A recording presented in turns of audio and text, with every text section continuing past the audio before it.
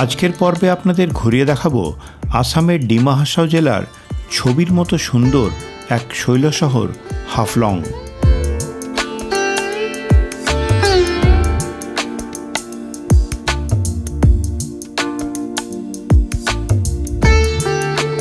খ্রিস্টীয় 1300 থেকে 1800 শতাব্দী পর্যন্ত এই অঞ্চল ছিল ডিমাসা রাজত্বের অন্তর্গত এবং সেটাই প্রতিফলিত হয়েছে শহরের সৌন্দর্যায়নে।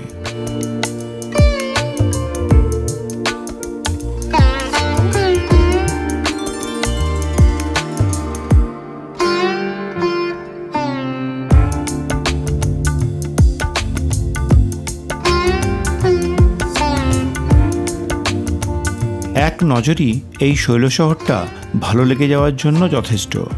চারিপাশ পাহাড় দিয়ে ঘেরা হাফলংয়ের সৌন্দর্য বৃদ্ধি করেছে শহরের মাঝখানে অবস্থিত এই হাফলং লেকটি।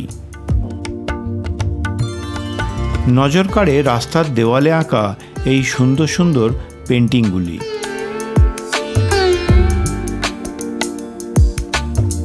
হাফলংয়ের আশেপাশে রয়েছে কয়েকটি সুন্দর ভিউ পয়েন্ট যা আপনার মন ভালো করে দেবে।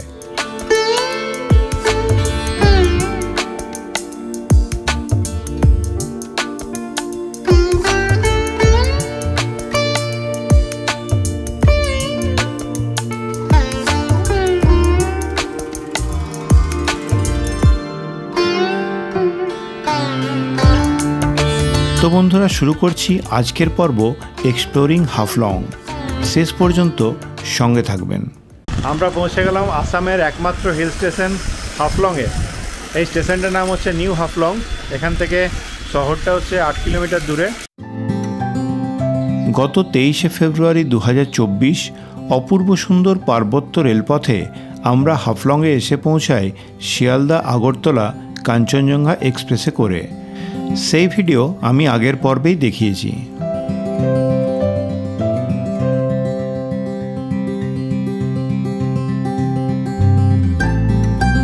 নিউ হাফলং স্টেশনটাই এত সুন্দর যে ট্রেন থেকে নেমে কিছুক্ষণ স্টেশনটাকেই দেখছিলাম।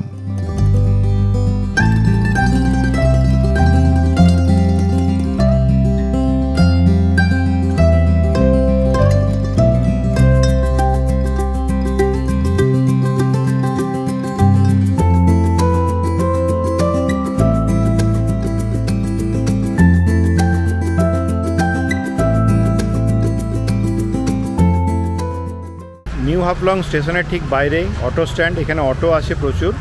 এখান থেকে হচ্ছে আপনার হাফলং শহরটা 8 কিলোমিটার মতো দূরে। তো আমরা বেরিয়ে একটা বাস পেয়ে গেলাম, তো বাসেই চলে যাব। তবে সারাদিনে এই বাস চলে একবার বা দুবার, তাই বাস সবসময় পাওয়া যায় না। অটো রিজার্ভ করলে পড়ে 400 টাকা আর শেয়ারে 100 টাকার মতো।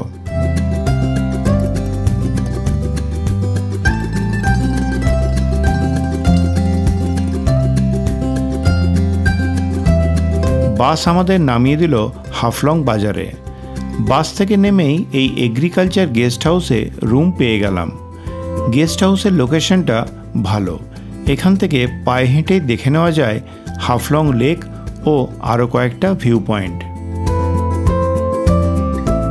আমরা ছিলাম একতলার 107 নম্বর রুমে। পরিষ্কার পরিচ্ছন্ন বড়সড় ঘর। এই রুমের ভাড়া নিয়েছিল পার ডে 1600 টাকা করে।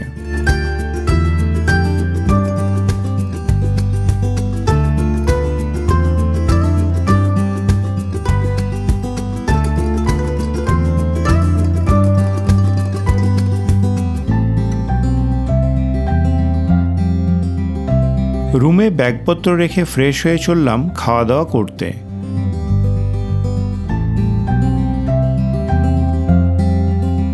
খাবারের টেস্ট ভালোই আর দামও রিজনেবল।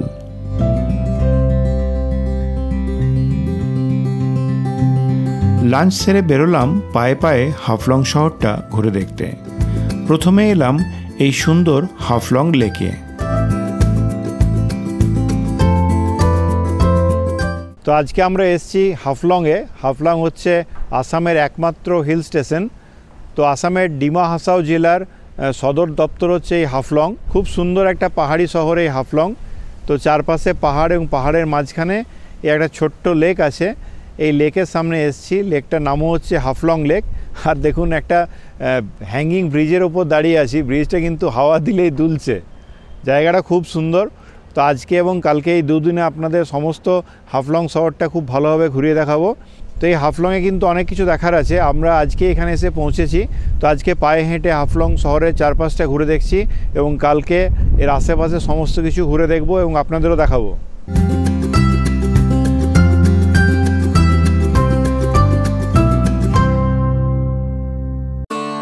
হাফলংয়ে পায়ে হেঁটে ঘুরতে বেশ ভালো লাগছিল। বিশেষ করে রাস্তার পাশের দেওয়াল জুড়ে আঁকা পেন্টিংগুলো দেখতে দারুণ লাগছিল।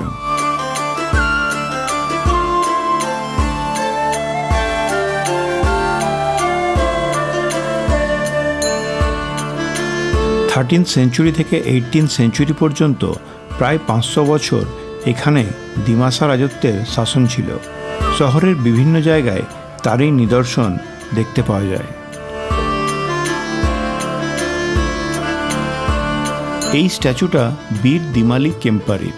ইনি ছিলেন দিমাসা রাজত্বের এক দুর্ধর্ষ সেনাপতি।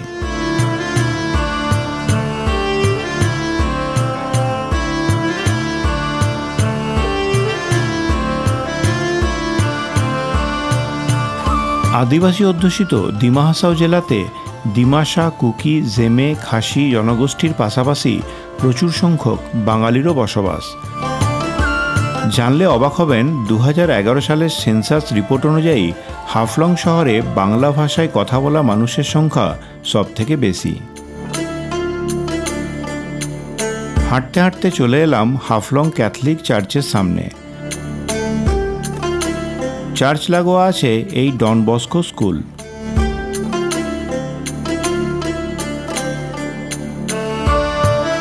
চার্চের উল্টো দিকের এই স্ট্যাচুটা দিমাসা রাজকন্যা দিসরুর।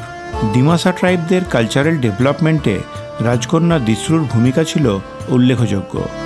দিসরুকে পায়োনিয়ার অফ দিমাসা হ্যান্ডলুমও বলা হয়।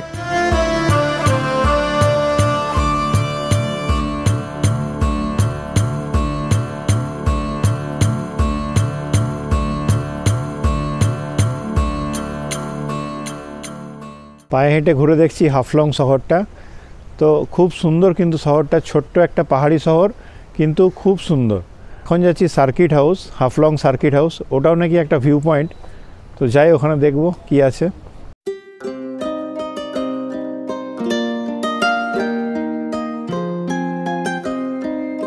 হাফলং সার্কিট হাউস জায়গাটা খুবই সুন্দর।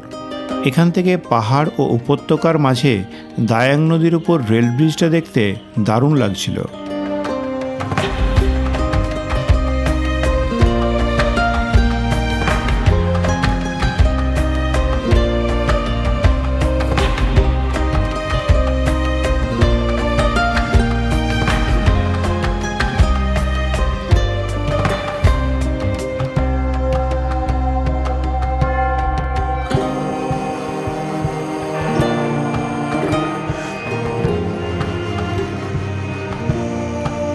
হাফলংয়ের সবথেকে সুন্দর ভিউ পয়েন্ট হচ্ছে এই সার্কিট হাউসটা। এখান থেকে পাহাড়, ভ্যালি ও সাথে যে রেল ব্রিজের যে ভিউটা পাওয়া যাচ্ছে, দুর্দান্ত।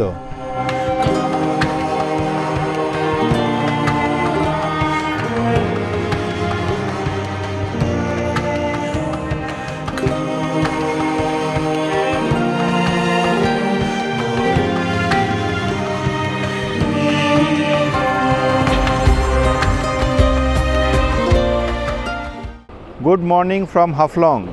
আজকে 24শে ফেব্রুয়ারি শনিবার এবং আসাম ভ্রমণের আজকে আমাদের 6th ডে। আজকে সারাদিন আপনাদের ঘুরিয়ে দেখাবো হাফলং এবং হাফলংয়ের আশেপাশে সমস্ত কিছু। তো আজকে সারাদিনের জন্য একটা অটো বুক করেছি। আমাদের লজের পাশেই হচ্ছে অটো স্ট্যান্ড। আর প্রথমে চলুন যাই, এখানে সামনে একটা জগন্নাথ মন্দির আছে, ওখানে দর্শন করে তারপর আমরা বাকি হাফলংয়ের সমস্ত কিছু ঘুরে দেখব। শ্রী শ্রী জগন্নাথ বাড়ি হাফলং। চলুন ভেতরে একটু দর্শন করে নিই।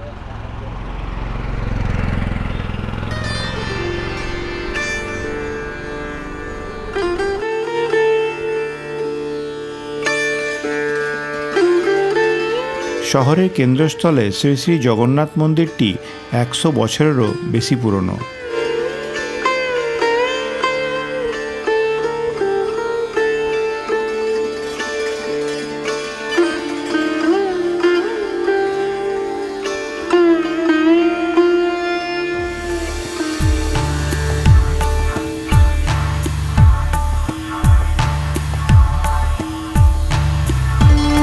শহর ছাড়িয়ে হাফলং শিলচর রোড ধরে আমাদের অটো এগিয়ে চলল।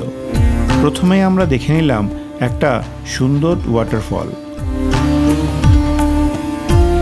তো আমরা এখন এসেছি একটা ওয়াটারফল দেখতে। এখান দিয়ে সিঁড়ি করে একটু উপরে উঠে এখানে দেখতে হবে। তো ওয়াটারফলটার নাম হচ্ছে থাংসু পুঁজি ওয়াটারফল সম্ভবত। চলুন উপরে যাই।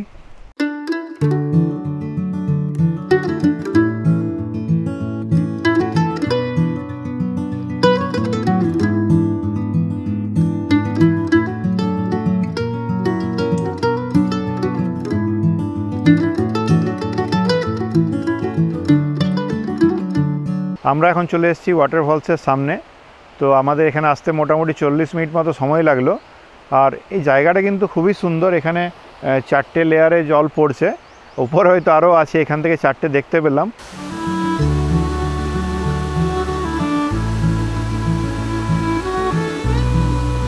চারিপাশে পাখির ডাক আর এই ঝর্ণার শব্দটা শোনা যাচ্ছে। জায়গাটা সত্যি খুবই সুন্দর।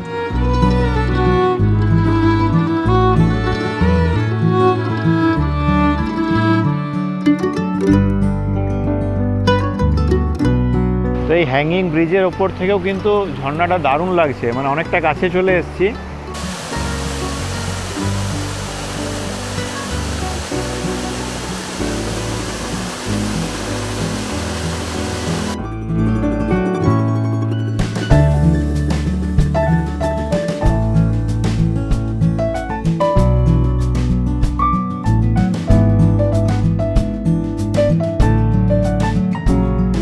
আমরা হাফলং ঘুরে দেখেছিলাম বিশ্বজিতের অটোতে। খুব ভালোভাবে আমাদের হাফলংয়ের বিভিন্ন জায়গা ঘুরিয়ে দেখিয়েছিল। এরপর আমরা চলে এলাম আমাদের পরবর্তী গন্তব্যে। আমাদের নেক্সট ডেস্টিনেশন হচ্ছে এথনিক ভিলেজ। এখানকার ট্যুরিজমকে প্রমোট করার জন্য ফরেস্ট ডিপার্টমেন্ট থেকে এই এথনিক ভিলেজটি তৈরি করা হয়। এখানে উত্তর পূর্ব ভারতে বসবাসকারী বিভিন্ন জনগোষ্ঠীর বাড়ির রেপ্লিকা তৈরি করা আছে।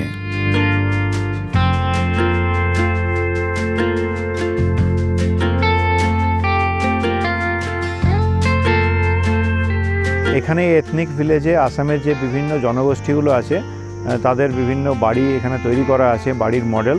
তো সেগুলো আমরা ঘুরে ঘুরে এখন দেখব। নর্থ ইস্ট ইন্ডিয়াকে one of the most cultural diverse region in the world হিসাবে গণ্য করা হয়। এখানে প্রায় 200-রও বেশি জনগোষ্ঠী বসবাস করে। এদের বাড়িঘর, পোশাক পরিচ্ছদ, খাদ্যাভ্যাস, ভাষা, উৎসব এই অঞ্চলের সংস্কৃতিকে সমৃদ্ধ করেছে।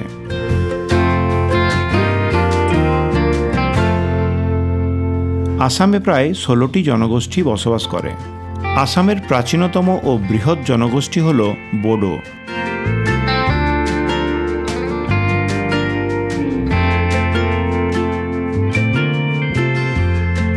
হামার জনগোষ্ঠীরা চীন থেকে প্রথমে বার্মায় আসে, তারপর মণিপুর, মিজোরাম ও আসামের নর্থ কাছার পাহাড়ে বসবাস শুরু করে।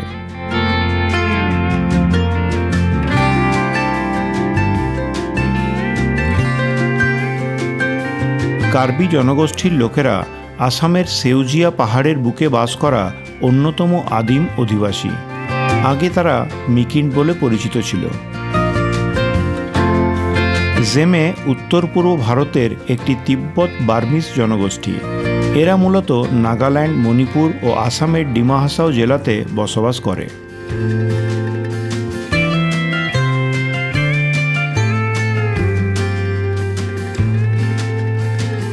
এই যে মডেলটা দেখছেন এটা হচ্ছে জেমে ট্রাইবের। তো মূলত এই জেমে ট্রাইবটি নাগাল্যান্ডে বেশি দেখতে পাওয়া যায়, নাগাল্যান্ডে এদের বসবাস বেশি। আর এই হচ্ছে জেমে ট্রাইবের কটেজ। এখানে প্রত্যেকটা যে কটেজ আছে সেগুলো দেখতে আদতপক্ষে একই রকম মনে হলেও প্রত্যেকটা কটেজ আলাদাভাবেই তৈরি করা হয়েছে। মানে যে জনগোষ্ঠীর বসবাস যেরকম বাড়িতে করতেন তারা সেই ধরনের বাড়িগুলো তৈরি করা হয়েছে। বাড়ির যে ছাদ সেটা দেখলেও বোঝা যাচ্ছে এটা যেমন পাতার তৈরি, কিছুগুলো দেখলাম খড়ের। চলুন ভেতরটা যাই, ভেতরটা আপনাদের দেখায় একটু। এখানে দেখুন, এখানে একটা ওয়াইল্ড বাফেলো স্কেলিটন রাখা আছে। আমাদের এথনিক ভিলেজ ঘোরা হয়ে গেল, তো জায়গাটা আরও সুন্দর করা যাবে। আসলে এখানে ট্যুরিস্ট খুবই কম, তাই হয়তো গভর্নমেন্ট এখনও ইনিশিয়েটিভ নেয়নি। এরপর আমরা এলাম রহস্যময় জাতিঙ্গা ভ্যালিতে। এই জাতিঙ্গা ভ্যালি একসময় বার্ড সুইসাইড পয়েন্ট নামেও পরিচিত ছিল। কোনো এক অজানা কারণে রাতের অন্ধকারে শয়ে শয়ে পাখি ঠিক এই জায়গায় আকাশ থেকে নিচে নেমে এসে আত্মহত্যা করত। তবে এখন বিজ্ঞানীরা সেই রহস্যের সমাধান করে ফেলেছেন, আর পাখিদের আত্মহত্যার ঘটনাটিও বন্ধ হয়েছে।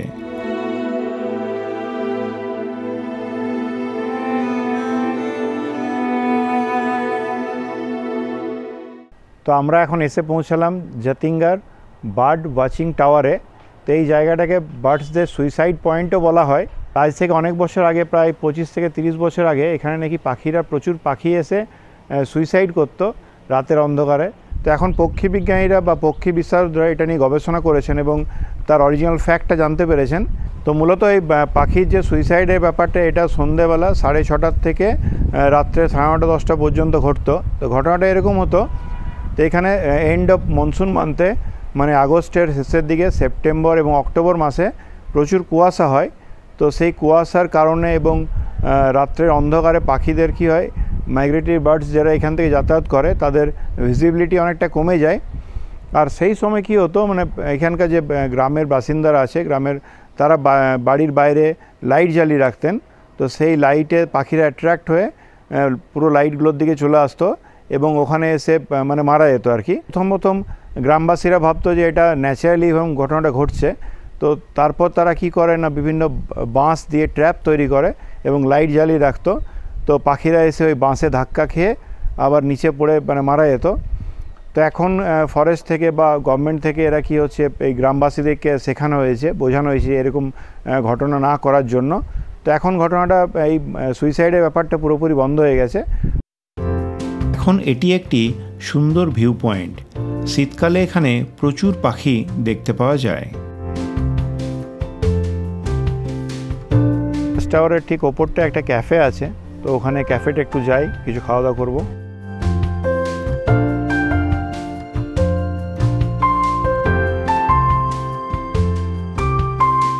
আর সামনে যে পাহাড়টা দেখছেন, এটা হচ্ছে আসামের সেকেন্ড হাইয়েস্ট পিক। আর এই পুরো পাহাড়ের রেঞ্জটাকে এটা বোরাইল রেঞ্জ বলে। আর এই পাহাড়ের পেছনে হচ্ছে মণিপুর।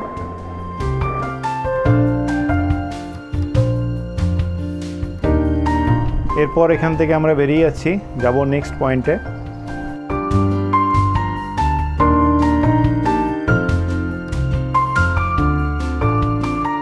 তো এখন আমরা চলে এসেছি এখানে আরও একটা ভিউ পয়েন্টে।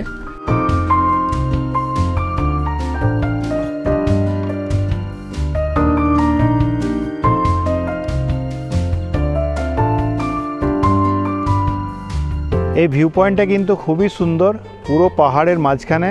আর এখানে একটা সেলফি পয়েন্ট করা আছে।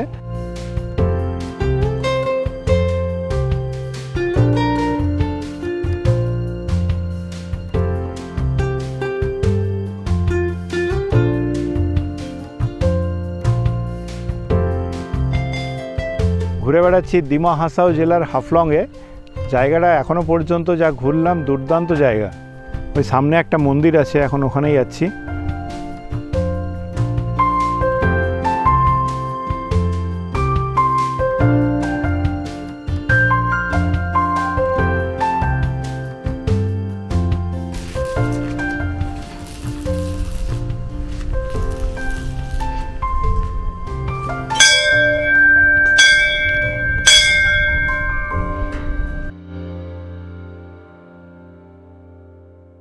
তো এটা হচ্ছে শিব ঠাকুরের মন্দির। মন্দিরটার নাম হচ্ছে শিবরাই হাদিং টেম্পল।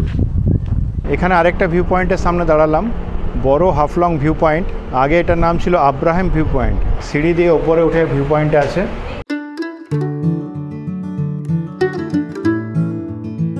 এই ভিউ পয়েন্টটাও বেশ সুন্দর। পাহাড় ও ভ্যালির সাথে একপাশে দেখা যাচ্ছিল রেল ব্রিজটি ও একপাশে হাফলং স্টেশনের একটা অংশ।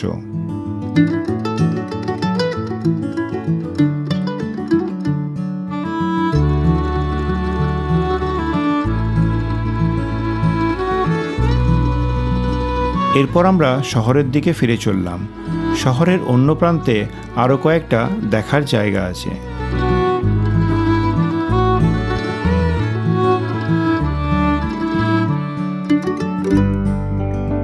শনিবার হাফলংয়ে হাট বসে, একবার লোকাল হাটটাও দেখে নিলাম।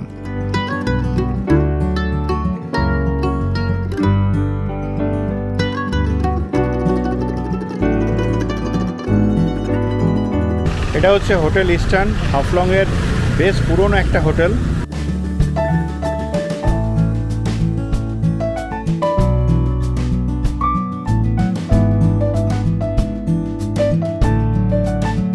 এটা হচ্ছে দিমা হাসাও স্পোর্টস অ্যাসোসিয়েশনের স্টেডিয়াম। চারপাশে পাহাড়ের মাঝখানে এত সুন্দর একটা স্টেডিয়াম, জাস্ট অ্যামেজিং।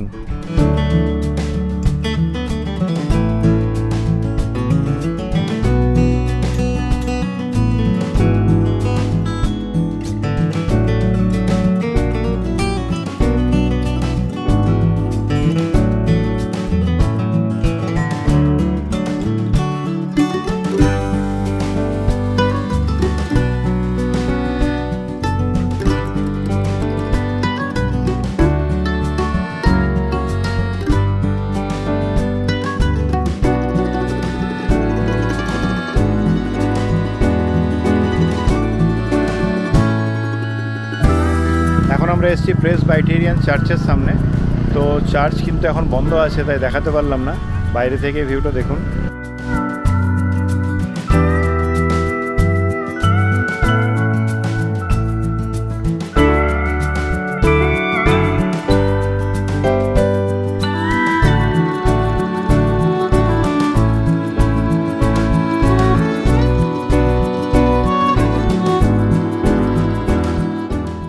তো আমরা পৌঁছে গেছি দেবীস্থান মন্দিরে। এটা পাহাড়ের একেবারে নিচে, আর এখন একটু নিচে নামতে হবে। অপূর্ব সুন্দর প্রকৃতির কোলে অবস্থান এই দেবী মন্দিরের।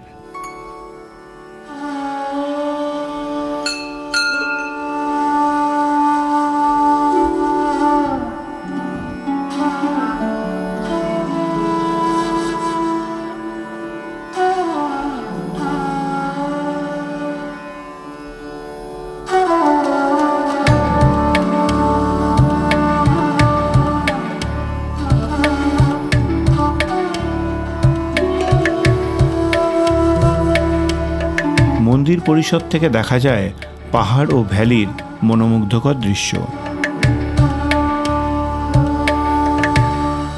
হাফলং থেকে শেষ করছি আমাদের আসাম ভ্রমণের শেষ পর্বটি। হাফলংয়ের সৌন্দর্য আপনাদের কেমন লাগলো কমেন্ট করে অবশ্যই জানাবেন। ভালো লাগলে একটা লাইক করতে ভুলে যাবেন না। আজকের ভিডিওটা এখানেই শেষ করলাম। ভালো থাকবেন।